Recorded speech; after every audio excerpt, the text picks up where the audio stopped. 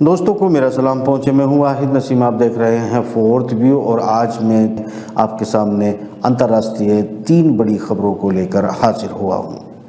इन 3 बड़ी खबरों में द गार्डियन में छपी 2 खबर हैं और एक खबर जो है वो जुड़ी हुई है उस जियोपॉलिटिक्स से जो गाज़ा से शुरू होता है, यूक्रेन में भी उसकी जो है फुटप्रिंट होते हैं और थर्ड वर्ल्ड वॉर की हम बात करते हैं। सबसे पहले दोस्तों हम बात करते हैं उस खबर पे जो द गार्डियन ने छापी है भारत को लेकर। भारत के बारे में ये कहा गया है कि भारत की जो खुफिया एजेंसी है वो दुनिया में जो है वो मर्डर कर रही है। ये बात द गार्डियन ने उठाई, फिर उसके बाद मतलब उससे पहले कनाडा उठा चुका है, उसके बाद पहले जो है वो अमेरिका एक दबाव की टैक्टिक अपना रहा है। मेरा मुद्दा ये नहीं है कि द गार्डियन ने इस खबर को किस एंगल से छापा और वो क्या कहना चाहता है। मुद्दा ये है कि जो हमारे गुमनाम हीरोज़ हैं, आखिर हम क्यों क्या हम मतलब ये समझना पड़ेगा कि क्या हम पॉलिटिकल एडवांटेज लेने के लिए अपने गुमनाम हीरोज़ की जो ज़िंदगियां हैं, जान है, उनके मिशन हैं, उसको ख़तरे में डाल रहे हैं। क्योंकि गाहे बगाए आप देखते होंगे कि यूट्यूब पर जिस तरह की बातें पहले से कही जाती हैं या जो एक्सेप्टेंस की जाती है, हालांकि हमारी खुफिया एजेंसियाँ जो है वो दुनिया भर में अपने देश के हितों के लिए एक लंबी लड़ाई लड़ती रही हैं और ये सिलसिला आज से शुरू नहीं हुआ है, बल्कि आज इसको हम क्यों दुनिया के मीडिया में देख रहे हैं, क्यों दुनिया के देश जो है वो हमारी एजेंसी को निशाना बनाना शुरू कर चुके हैं। क्या ये हम इसको कहीं ना कहीं हम हिंट देते हैं या फिर हम पॉलिटिकल एडवांटेज लेने के लिए जो हमारे गुमनाम हीरोज़ हैं उनकी ज़िंदगियां ख़तरे में डालते हैं? इस पर हम ज़रूर बात करेंगे। इससे पहले थोड़ा सा हम आ जाते हैं उस खबर पर भी जो बहुत अहम है इस वक्त जो है दुनिया के लिए और ख़ास तौर से भारत के लिए, क्योंकि द गार्डियन ये खबर छापता है कि इस चुनाव में 2024 के जो चुनाव होने जा रहे हैं उनमें चीन बड़ी मुदाखलत कर सकता है, बड़ा इंटरफेयर कर सकता है, नतीजों को प्रभावित कर सकता है। और ये वो छाप रहा है सिर्फ भारत को लेकर नहीं बल्कि दक्षिण कोरिया और अमेरिका तक को जो है प्रभावित कर सकता है। कैसे प्रभावित कर सकता है? चाइना जो है वो भारत के चुनाव को या फिर दक्षिण कोरिया या अमेरिका के चुनाव को, इस पर थोड़ी सी एक नज़र डालेंगे। दरअसल एक बार दोस्तों आप जानते हैं कि एक वॉर जो है वो चल रहा है दुनिया में, जिसे हम कहते हैं कि यूक्रेन और गाज़ा और अमेरिका और रशिया के बीच में जो तनाव चल रहा है ये धीरे धीरे थर्ड वर्ल्ड वॉर की तरफ बढ़ रहा है। मगर एक थर्ड वर्ल्ड वॉर जो है वो पूरी तरह से उरूज पर है, जोरों पर है, उसकी मतलब आप कह सकते हैं कि वो अपनी हाई टेंशन में चल रहा है। और third world war 5th generation third world war है, जिसे आप सूचना वार कह सकते हैं, तकनीक वार कह सकते हैं, AI वार कह सकते हैं। ये जो एक वार है जो चल रहा है, साइबर वार, सभी देशों के अलग अलग तरह से अपने दावे सामने आ रहे हैं। इसमें एक जो दावा है वो एक जो आपने सुना कि चीन जो है वो 5th जनरेशन वॉर के ज़रिए ही अपना जो दखल है वो दे सकता है भारतीय चुनाव में, इनके नतीजों को प्रभावित कर सकता है। वो उनका मानना है कि AI द्वारा जनरेट किए गए कंटेंट को और इस तरह के जो तमाम जो फेक न्यूज़ हो सकती हैं या फेक इस तरह के बयान हो सकते हैं जो पुराने समय में दिए गए हों या उनकी कॉपी की जा सकती है और जनता के माइंडसेट को चेंज किया जा सकता है। AI के ज़रिए जो है वो तमाम जो चीज़ें हैं, यहाँ याद रखिएगा कि ये इल्ज़ाम लगाने वाली जो कंपनी है वो माइक्रोसॉफ्ट है और माइक्रोसॉफ्ट ये दावा कर रही है जो है जो माइक्रोसॉफ्ट के हवाले से द गार्डियन ने छपा है कि माइक्रोसॉफ्ट ये दावा कर रही है कि चीन मुदाखलत करेगा जो भारत के चुनाव हैं उनमें, और चीन मुदाखलत करेगा जो कोरिया में, साउथ कोरिया में हो रहे हैं, अमेरिका के चुनाव को भी प्रभावित कर सकता है। इसमें वो जो यूट्यूब पर कंटेंट है, टिकटॉक पर कंटेंट है या दूसरे जो भी साइबर सामग्री हैं, वेबसाइट्स हैं, वेब पर चलने वाले अखबार या खबरें हैं, उनको अपने तरीके से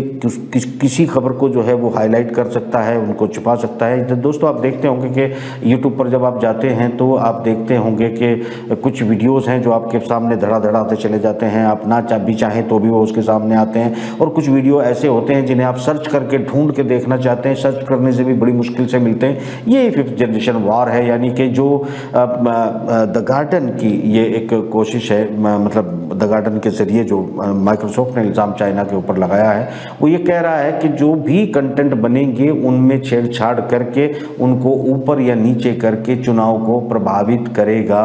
चाइना, और भी किसी तरह के इंटरनेट या साइबर हमलों के ज़रिए वो चुनाव को प्रभावित करेगा। ये माइक्रोसॉफ्ट, माफ़ करना, माइक्रोसॉफ्ट को आप एक कॉम्पिटिटर कंपनी मान सकते हैं, क्योंकि माइक्रोसॉफ्ट की अलाई कंपनियां या फिर इसी तरह की जो ऑपरेटिंग सिस्टम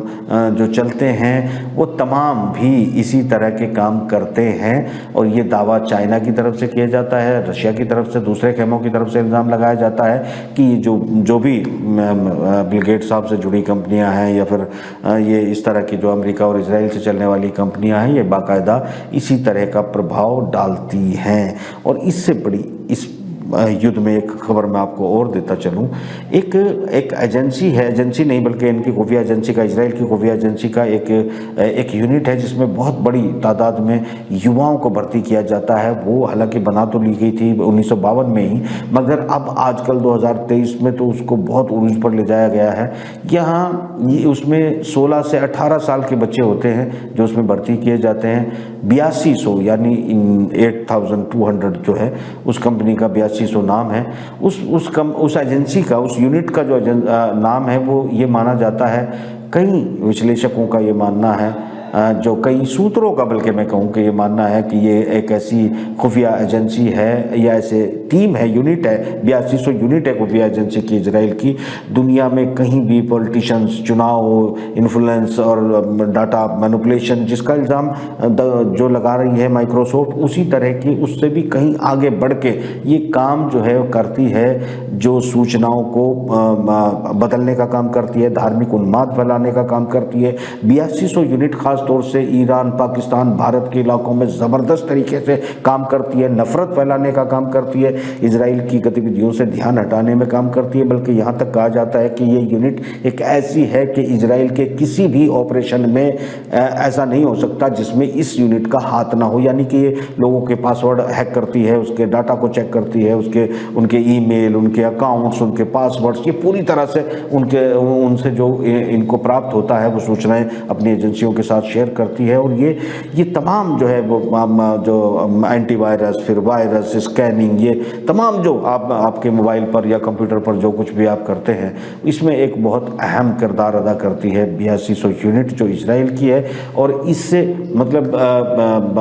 कैसे बचा जाए, कैसे न बचा जाए, शायद इसकी संभावना तो अभी नज़र नहीं आती। पर ये युद्ध जो है ये इस तरीके से, क्योंकि माइक्रोसॉफ्ट और इससे अलाई कंपनियां और ये जो 8200 यूनिट है इजराइल की दूसरी कंपनियां, ये तमाम कंपनियां इकलौती पूरी दुनिया की राजनीति, नफरत और दंगे फसाद को मैनिपुलेट कर रही थी। अब इनको ये चूंकि हो सकता है कि चाइना ने इस तरह का कोई सॉफ्टवेयर, AI और तमाम चीज़ों को ईजाद कर लिया हो जिससे अब इनको काउंटर करने के लिए या फिर इस तरह के ही काम को अंजाम देने के लिए इनका भी एक व्यापारिक जो कॉम्पिटिटर है वो पैदा हो गया है, चाइना। तो इनके अपनी दुकान को बचाने के लिए, अपनी दुकान को चलाने के खरबों डॉलर लेते हैं उसके बदले में। जब ये किसी को चुनाव जिताते हैं, उनके हित में माहौल बनाते हैं, उनके दुश्मनों के खिलाफ वीडियो को बिल्कुल ऊपर ला के रख देते हैं, चाहे वो टिकटॉक हो, चाहे यूट्यूब हो, चाहे वो और बहुत सारे जो प्लेटफॉर्म्स हैं वो हों, मीडिया चैनल्स को मैनिपुलेट करते हैं।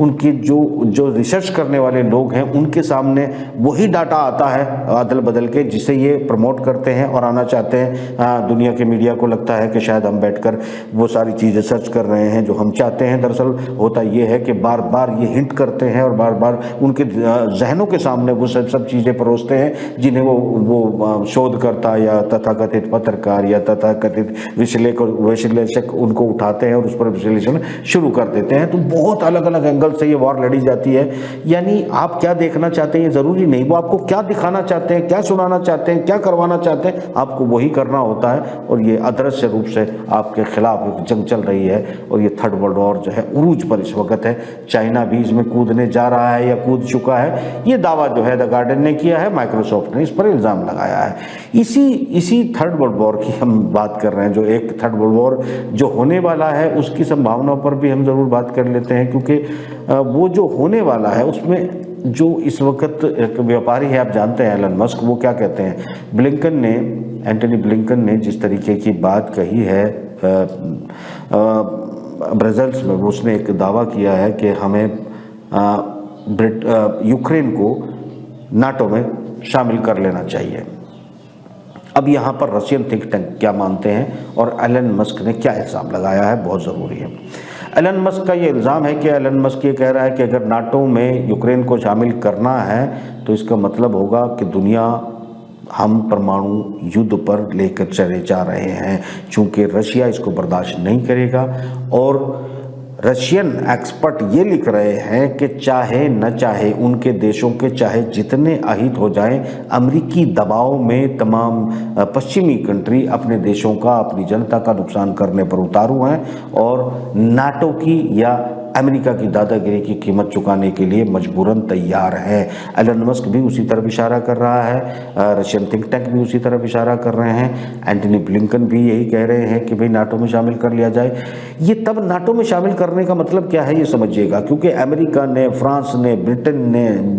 तमाम हथियार जो है वो यूक्रेन में पहुँचाए, ये कुछ ना उखाड़ सके रशिया का, और तमाम हथियार वहाँ डिस्ट्रॉय हो गए तो कुछ भी ये कर नहीं पाए। अब वहाँ पर अपनी फौजें भेजने से कुछ लोग बच रहे हैं, डर रहे हैं। फ्रांस जैसा देश जो है ज़रूर कहता है कि मैं भेज दूंगा, उसका जवाब शायद रशिया दे रहा है उसको। मगर सवाल ये उठता है कि अगर नाटो में शामिल हो जाता है यूक्रेन तो फिर मजबूरी में तमाम नाटो के देशों को रूस पर हमला करना पड़ेगा,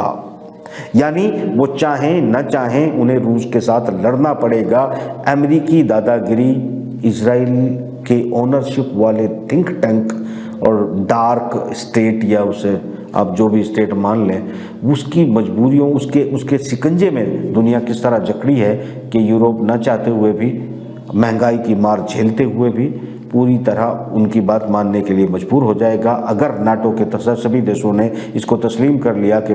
यूक्रेन को जो है वो मान्यता दे दी जाए नाटो मेंबर की, तो इसका मतलब साफ होगा कि किसी भी सूरत में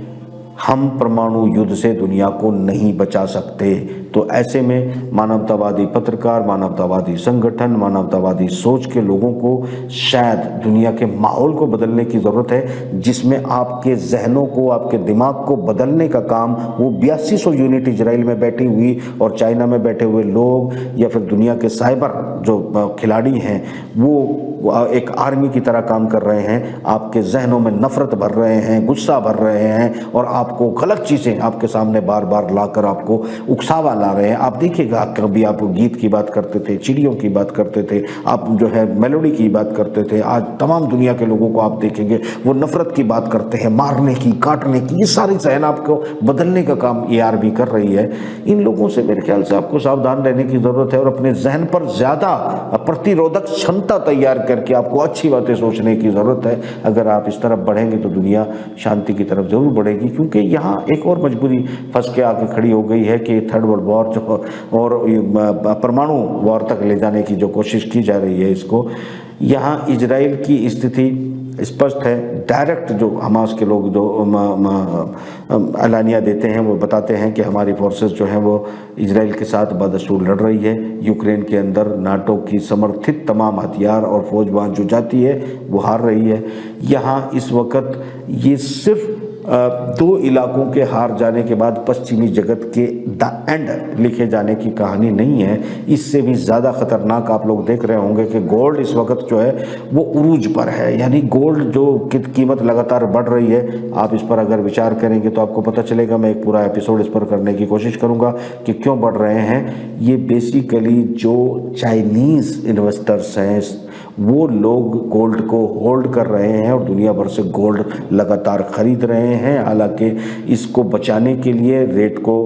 कम करने के लिए, यानी जो गोल्ड के मुकाबले डॉलर की कीमत गिर रही है, इसीलिए गोल्ड के रेट बढ़ रहे हैं ना डॉलर में। तो इसका मतलब ये है कि गोल्ड के सामने जो डॉलर की कीमत है वो डीवैल्यू हो रही है और इसे बचाने के लिए ब्याज दरें कम की जा रही है। फेडरल बैंक तमाम कोशिशें कर रहा है, मगर जो इसको इकट्ठा कर रहे हैं वो जानते हैं कि आने वाला जो वर्ल्ड है वो इस 1971 में जो एक पूरी तरह से गोल्ड से बाहर निकाला गया था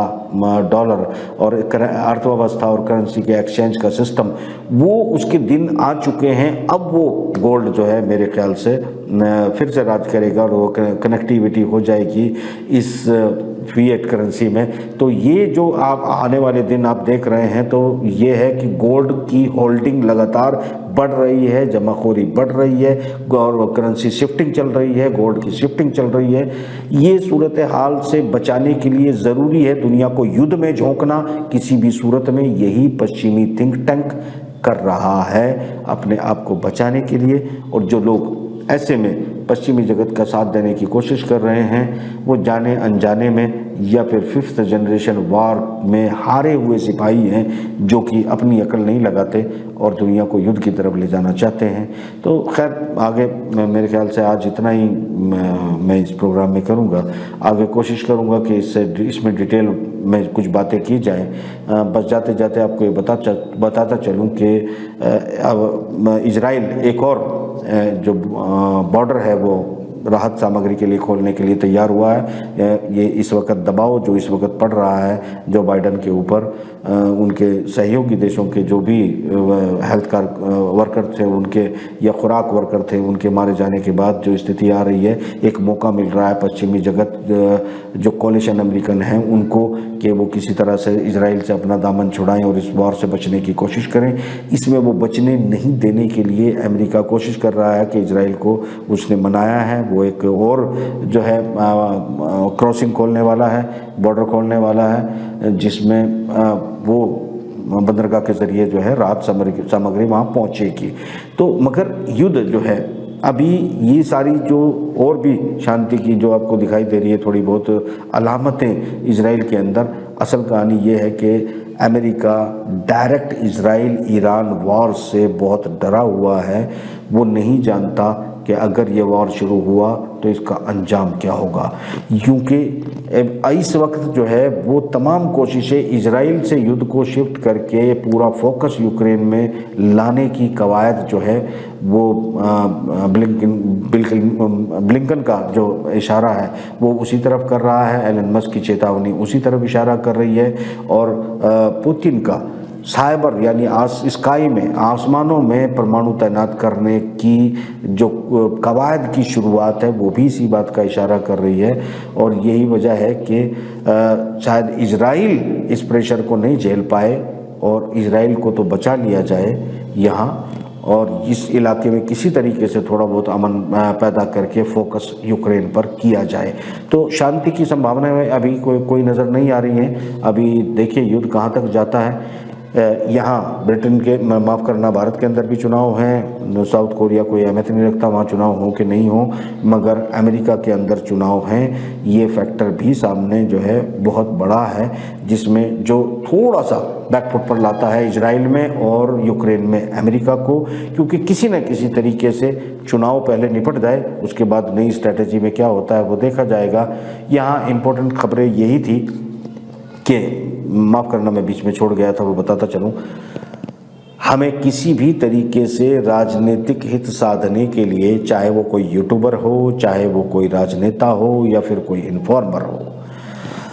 कम से कम भारत के जो खुफिया मिशन दुनिया भर में चलते हैं जो अपने देश के हितों के लिए सारी दुनिया की एजेंसियां चलाती हैं उनको एक्सपोज न किया जाए, उन्हें बढ़ा चढ़ाकर बताकर उन्हें जो है अपने हितों में करने की कोशिश न की जाए। भारतीय जो हीरोज़ गुमनाम हीरोज़ हैं उनकी जान को ख़तरे में न डाला जाए। ये अगर आप करते हैं तो ये देश हित का काम होगा और अगर आप इससे चुनावी फ़ायदा लेने की कोशिश करते हैं तो आप कितने लोगों की ज़िंदगी ख़तरे में डालते हैं। किस तरह के इल्ज़ाम आज हमारे ऊपर पूरी दुनिया से लग रहे हैं, ये कभी पिछली बार हमारे देश पर इस तरह से नहीं लगे कि इन सब चीज़ों का बहाना लेकर टैक्टिकली हमारे ऊपर कोई प्रेशर बनाया जा सके और हम पर अपनी शर्तें मनवाई जा सके। तो कुल मिलाकर ये है कि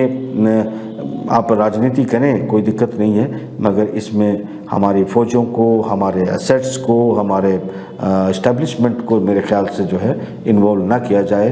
तो ये देश के हित में होगा और अच्छा रहेगा। आप माने न माने ये तो आपकी मर्ज़ी है, मगर जो चल रहा है वो ठीक नहीं है और इसे एक तरह का बड़ा फेलियर माना जाता है। जब आपके अगर है, ये तो हम इनकार करते हैं, मतलब ये गलत इल्ज़ाम है गार्डियन का, ये गलत इल्ज़ाम है कनाडा का, ये अमेरिका का, सब गलत इल्ज़ाम है, हम उनको डिनाई करते हैं। मगर हम पर इल्ज़ाम की अगर बात शुरू होती है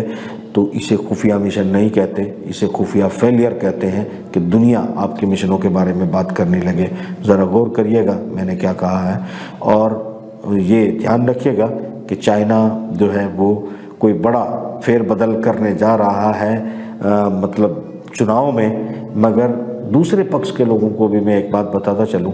कि माइक्रोसॉफ्ट से लेकर ये तमाम एजेंसियां 8200 और बहुत सारी ऐसी एजेंसियां और यूनिट बैठी हुई हैं जो लगातार आपके दिमाग को कैप्चर करके नफरत तक लाई है और उसकी कीमत भी उन्होंने वसूली है और अपने आप को मुनाफे भी कमाए, अपनी जान भी बचाई, आपको बेवकूफ़ भी बनाया, आपको बर्बादी की तरफ भी लेकर जा रहे हैं। इस प्रोग्राम में इतना ही,